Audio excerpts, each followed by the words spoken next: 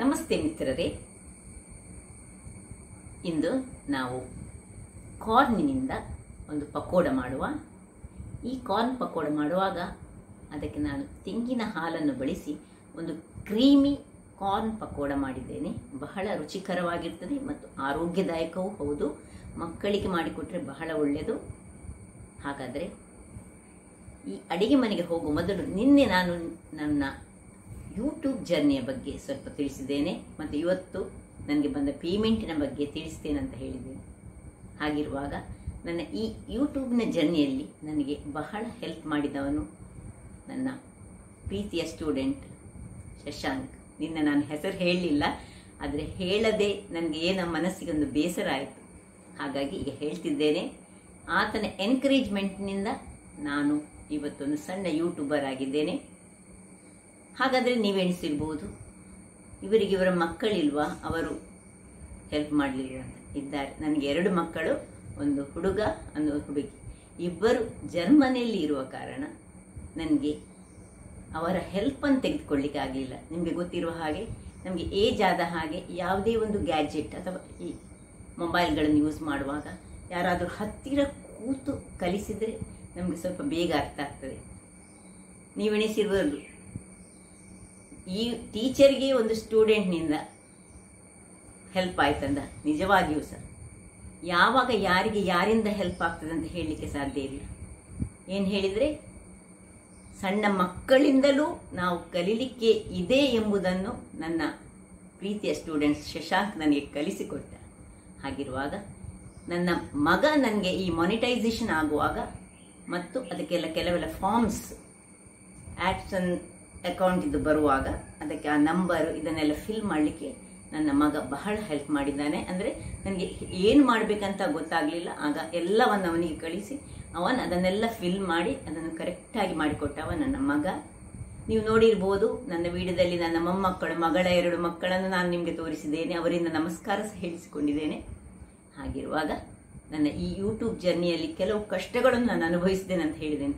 ಕಷ್ಟಗಳು ಹೇಳಿದ್ರೆ ಇದೊಂದು ದೊಡ್ಡ ಕಷ್ಟಗಳಲ್ಲ, ಆದರೂ ಕೆಲವೊಂದು ಸತಿ ನಾವು ಕುಕಿಂಗ್ ಮಾಡುವಾಗ ಕೆಲವು ಮಾಡಿದ ಆಹಾರ ಪದಾರ್ಥಗಳು ಹಾಳಾಗಿ ಹೋಗ್ತದೆ, ಅಂದರೆ ಕರೆಕ್ಟಾಗಿ ಬರುವುದಿಲ್ಲ. ಆಗ ಆ ವಿಡಿಯೋ ನಮಗೆ ಹಾಕಲಿಕ್ಕೆ ಆಗುವುದಿಲ್ಲ.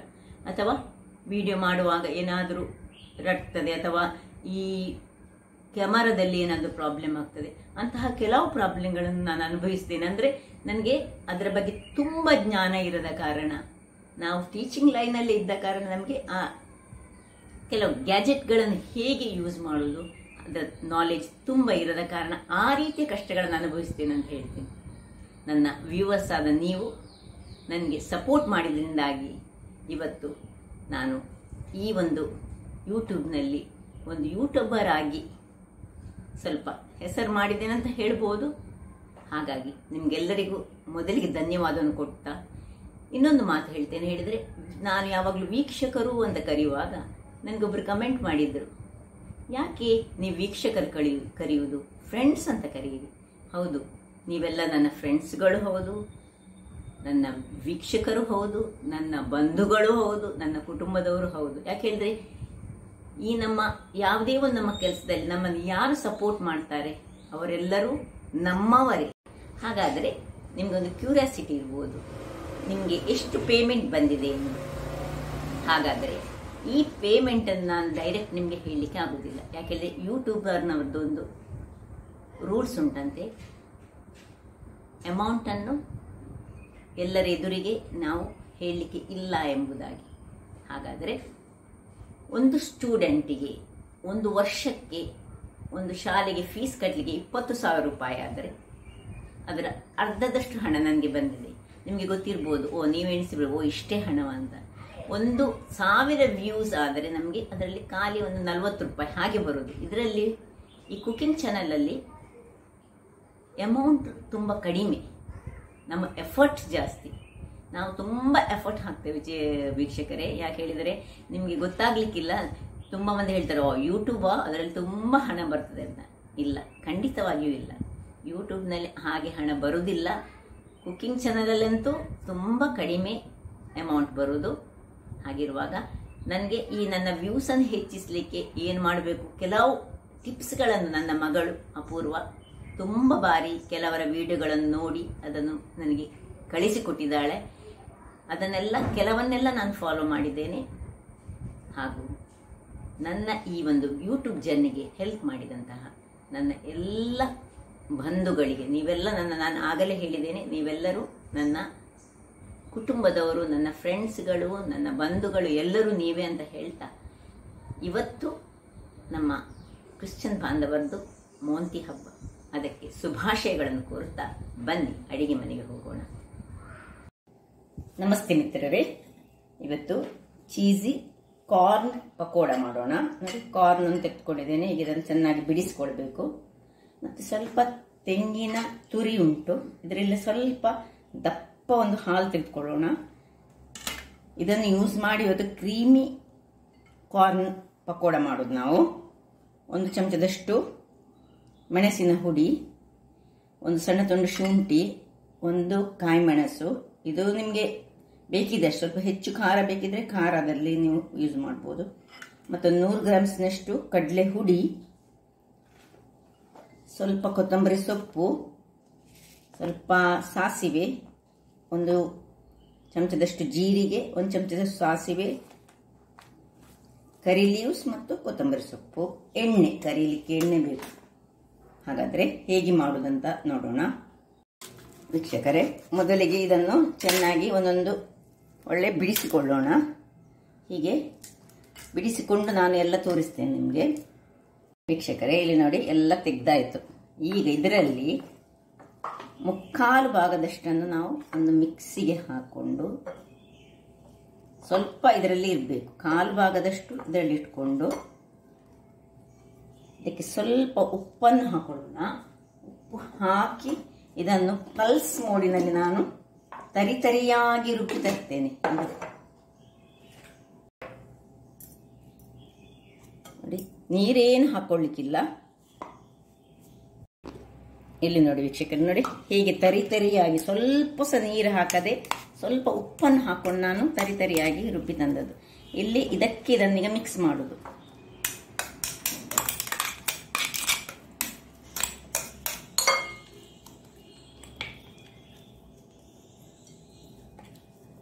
ಇದು ಹೀಗೆ ಮಿಕ್ಸ್ ಮಾಡಿ, ಹೀಗೆ ಮಿಕ್ಸ್ ಮಾಡ್ತೇವೆ. ಈಗ ಈ ತೆಂಗಿನ ತುರಿಯನ್ನು ನೋಡಿ ಇದರಲ್ಲಿ ಹಾಕಿ, ಇದರದೀಗ ನಾನು ಹಾಲು ತೆಗಿತೇನೆ, ದಪ್ಪ ಒಂದು ಹಾಲು ತೆಗೆದು ತರ್ತೇನೆ. ಇಲ್ಲಿ ನೋಡಿ, ಇದನ್ನು ಗ್ರೈಂಡ್ ಮಾಡಿಕೊಂಡೆ ವೀಕ್ಷಕರೇ. ಈಗ ಇದನ್ನು ನೋಡಿ ಹಾಲು ತೆಕ್ಕೊಳ್ಳೋಣ. ಸ್ವಲ್ಪ ಹಾಲು ಸಾಕು ನಮಗೆ, ಇದು ಕ್ರೀಮಿ ಟೆಕ್ಸ್ಚರ್ ಕೊಡ್ಲಿಕ್ಕೋಸ್ಕರ ಈ ಹಾಲು ನಮಗೆ ಬೇಕು.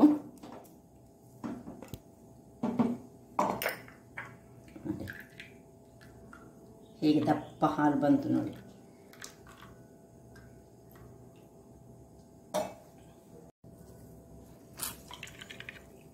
ಹೀಗೆ ಸ್ಟ್ರೈನರಲ್ಲಿ ಅಥವಾ ನೀವು ಬಟ್ಟೆಯಲ್ಲಿ ಸಹ ತೆಗೆದುಕೊಳ್ಬಹುದು, ಹೇಗೆ ಸಹ ತೆಗೆದುಕೊಂಡ್ರೆ ಆಗ್ತದೆ. ಈಗ ಇಲ್ಲಿ ಒಂದು ಗ್ಯಾಸ್ನಲ್ಲಿ ನಾನೊಂದು ತವಾವನ್ನು ಇಟ್ಟುಕೊಂಡಿದ್ದೇನೆ. ತವಾ ಬಿಸಿ ಆಗುವಾಗ ನಾವು ಒಂದೇ ಸ್ವಲ್ಪ ಎಣ್ಣೆ ಅಥವಾ ತುಪ್ಪ ಯಾವ ಸಾಕ್ತದೆ ಹಾಕಿ ಈ ಮಿಕ್ಸ್ಚರನ್ನು ಸ್ವಲ್ಪ ನಾವು ಇದರಲ್ಲಿ, ಇದರ ಹಸಿ ವಾಸನೆ ಹೋಗಲಿಕ್ಕೆ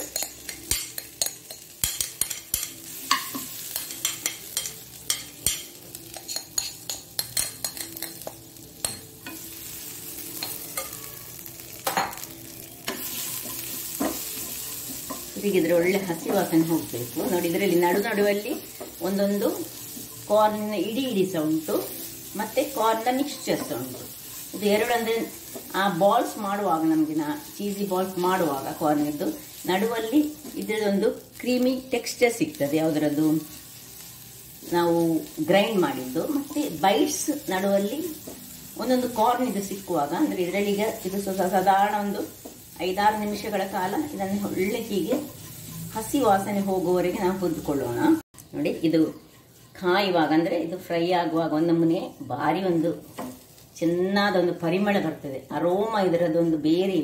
ಕಾರ್ನ್ ಈ ತವಾದಲ್ಲಿ ಸ್ವಲ್ಪ ಅದಕ್ಕೆ ಆಯಿಲ್ ಅಥವಾ ಗೀ ಹಾಕಿ ಫ್ರೈ ಮಾಡಿದರೆ ಅದರ ಪರಿಮಳವೇ ಬೇರೆ. ಈ ಹೊತ್ತಿನಲ್ಲಿ ನೋಡಿ, ಈಗ ನಾವು ಇದಕ್ಕೆ ತೆಂಗಿನ ಹಾಲನ್ನು ಹಾಕ್ಕೊಳ್ತಿದ್ದೇವೆ.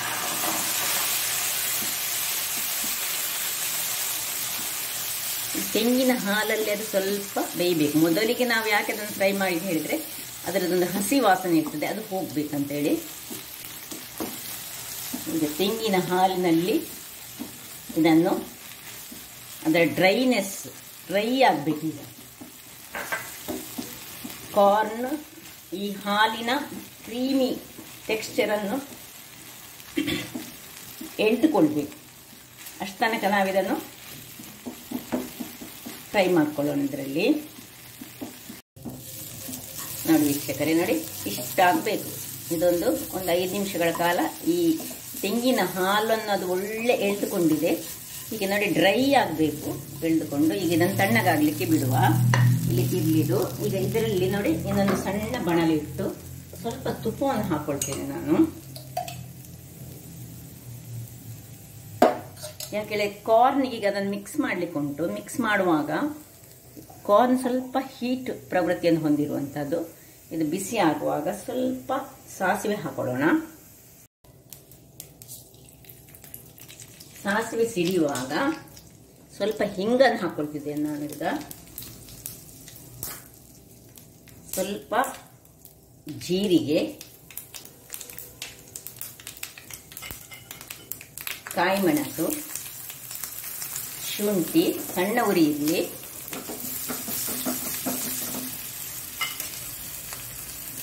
ಸಣ್ಣದಾಗಿ ಚಾಪ್ ಮಾಡಿಕೊಂಡಂತಹ ಕರಿಬೇವಿನ ಸೊಪ್ಪು ಸಣ್ಣ ಉರಿ ಇಟ್ಟುಕೊಂಡು, ಸ್ವಲ್ಪ ಕೊತ್ತಂಬರಿಯ ಸೊಪ್ಪು,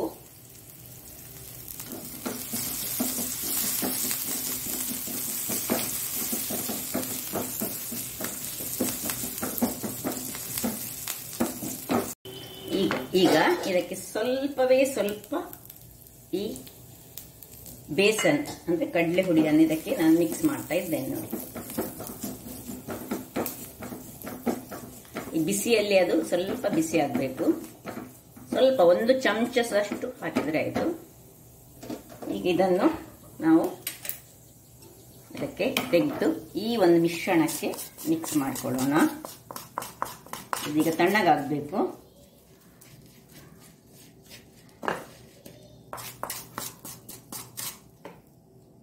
ಈಗ ಒಂದು ಬೌಲ್ನಲ್ಲಿ ನಾವು ಸ್ವಲ್ಪ ಉಪ್ಪು, ಯಾಕೆ ಹೇಳಿದರೆ ನಾವು ಆಲ್ರೆಡಿ ಕಾರ್ನಿಗೆ ಉಪ್ಪು ಹಾಕೊಂಡಿದ್ದೇವೆ.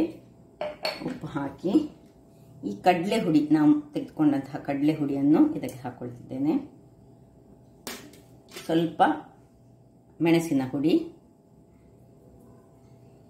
ಸ್ವಲ್ಪ ಹಲ್ದಿಯ ಪೌಡರ್, ಅದಕ್ಕೆ ಸ್ವಲ್ಪ ಕಲರನ್ನು ಕೊಡ್ತದೆ. ಬೇಕಿದ್ರೆ ಕಾರ್ನಿಗೆ ಸಹ ನೀವು ಸ್ವಲ್ಪ ಕಲರನ್ನು ಹಾಕಿದ್ದು ಟರ್ಮರಿಕ್ ಪೌಡರ್ ಹಾಕಿದರೆ ಅದು ಸಹ ಒಳ್ಳೆಯದಾಗ್ತದೆ. ಇನ್ನು ಸ್ವಲ್ಪ ಕೊತ್ತಂಬರಿ ಸೊಪ್ಪು ಹಾಕಿ ನಿಧಾನಕ್ಕೆ ಒಂದು ಬ್ಯಾಟರ್ ಮಾಡ್ಕೊಳ್ಳೋಣ. ನೋಡಿ ಈ ಕನ್ಸಿಸ್ಟೆನ್ಸಿಯಲ್ಲಿ ಬೇಕು ನಮಗೆ. ಈಗ ಇಲ್ಲಿ ನೋಡಿ ಇದು ತಣ್ಣಗಾಗಿದೆ.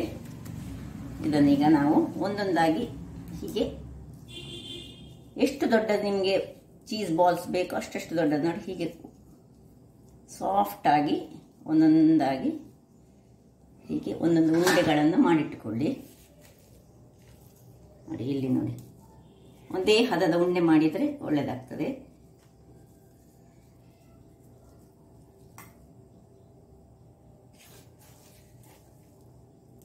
ವೀಕ್ಷಕರೇ ಇಲ್ಲಿ ನೋಡಿ 6 ಬಾಲ್ಗಳಾಯಿತು.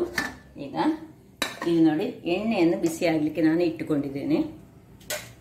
ಇಲ್ಲಿ ಅದಕ್ಕೆ ಬೇಕಿದ್ದ ಬ್ಯಾಟರ್ ಸಹ ರೆಡಿಯಾಗಿದೆ. ಸ್ವಲ್ಪ ದಪ್ಪ ಆದಾಗೆ ಕಾಣ್ತದೆ ನನಗೆ. ಸ್ವಲ್ಪ ನೀರು ಮಾಡ್ಕೊಳ್ಳೋಣ.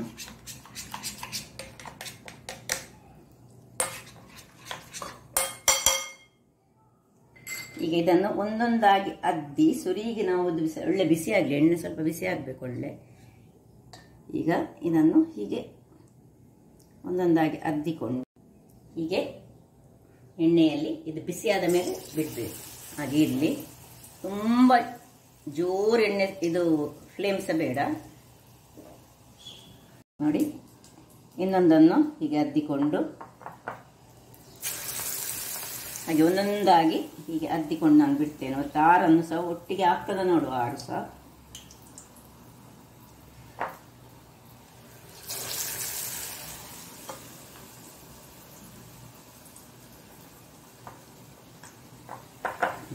ಆಗ್ತದೆ ಇದರಲ್ಲಿ.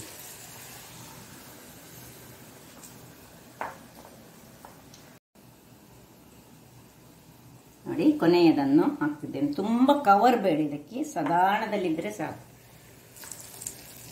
ಈಗ ಹೀಗೆ ಸ್ವಲ್ಪ ಲೋ ಫ್ಲೇಮ್ ಮತ್ತು ಸುರಿಗೆ ಹೈ ಫ್ಲೇಮಲ್ಲಿದ್ದು ಮತ್ತೆ ಲೋ ಫ್ಲೇಮಲ್ಲಿ ಮಾಡ್ಕೊಳ್ಬೇಕು. ಅದು ಕಾಯಿಲಿ ಕೈ ಇದು ಹಾಕೋದು ಬೇಡ, ಸೌಟಿಗೆ ಹಾಕೋದು ಬೇಡ. ವೀಕ್ಷಕರೇ ನೋಡಿ, ಅಡಿಮೇಲೆ ಮಾಡ್ಕೊಳ್ಳೋಣ.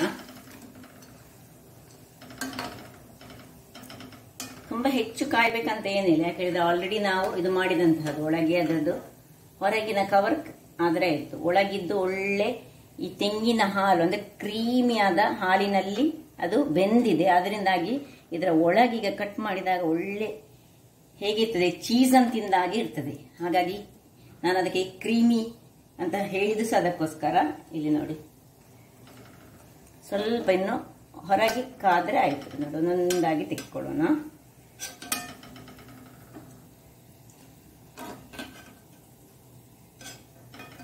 ಬಹಳ ಟೇಸ್ಟಿ ಆಗಿರ್ತದೆ ಮತ್ತು ಮಕ್ಕಳಿಗೆ ಸಹ ಬಹಳ ಒಳ್ಳೆಯದಲ್ಲ. ಕಾರ್ನ್ ಎಂಬುದು ಒಂದು ಆರೋಗ್ಯಕ್ಕೆ ಉತ್ತಮವಾದ ಒಂದು ವಸ್ತು, ಆದ್ದರಿಂದ ವೆಜಿಟೇಬಲ್ ಅಂತ ಹೇಳ್ಬೋದು. ಆಯ್ತು ನೋಡಿ. ಈಗ ಇದನ್ನು ನೀವು